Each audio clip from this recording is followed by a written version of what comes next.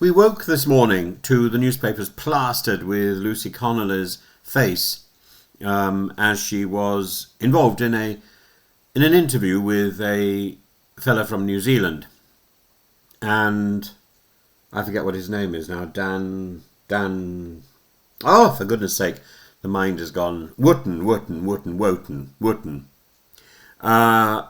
Who was formerly of GB News, and now he's got his own little programme, and he does a lot of smiling.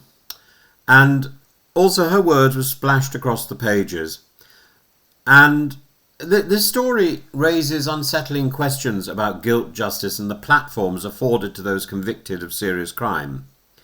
And on the one hand, I deeply object to the lack of clemency offered to Lucy Connelly on her appeal, in sharp contrast to the clemency given to Mike Amesbury. Both have pleaded guilty, so this is different to the issue where words that may have been said or written that may have been interpreted as incendiary were understood in terms of a guilty or a not guilty plea in court, and she may have been advised to plead guilty, and that may have been the wrong advice. But that is another matter.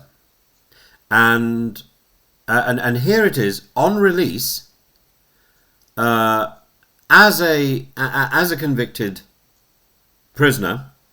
She is now hailed as a political prisoner and given airtime to repeat her grievances and concerns about migrants in asylum hotels, while the owners of the hotels and the migrant residents have no voice.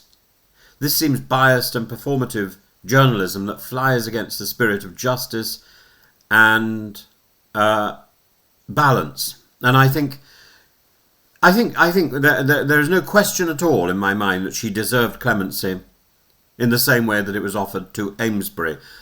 I do not think she was guiltless, and she had been convicted. I also think there are parallels in the manner in which someone getting out of jail is permitted by the terms of her release to go back to the same issues that got her locked up in the first place, and she is platformed in much the same way that people like Alex Belfield are platformed and seem free to talk scathingly, albeit in some sort of code, about people that they harassed and were found guilty of harassing.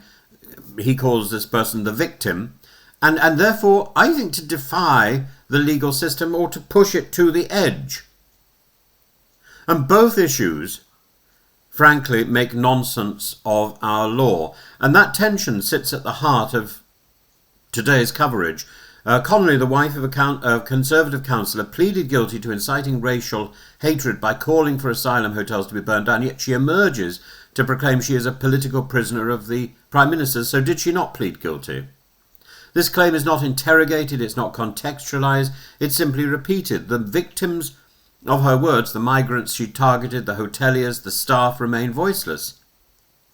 It's not simply about Connolly, it's about the hierarchy of voices in British politics and media. If you are a white woman, well connected, you may be heard loudly, clearly, repeatedly. If you are a refugee or an asylum seeker, you are relegated to a statistic or worse, to a caricature of an invader or a threat.